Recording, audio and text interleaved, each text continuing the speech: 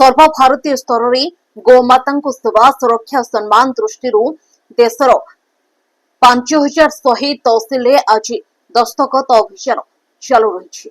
महामहिम राष्ट्रपति प्रधानमंत्री राज्यपाल और मुख्यमंत्री उद्देश्य हरभंगा और बौद्ध तहसिलदार को विभिन्न अंचल गो सेवक मैंने आसी दाबीपत्र दाखल करते।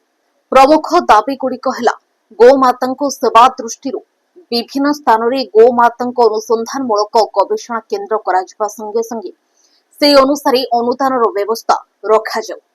गोमाता सुरक्षा दृष्टि संपूर्ण भारत में गोहत्या बंद हो गोहत्याकारी कठोर कठोर दंड विधान करा जाऊ। गोमाता सुरक्षा दिगले गोबर गोमूत्र जैविक सार और कीटनाशक माटी को उर्वर करने संगे संगे जैविक कृषि को प्रोत्साहन देता है। स्वास्थ्य सुरक्षा संस्कृति सम्मान देवा संगे संगे अर्थनीतिर सुदृढ़ता सृष्टि करिथाय। गोमाता सम्मान दृष्टि गोमाता राष्ट्रमाता रूपे घोषणा करा जाऊ।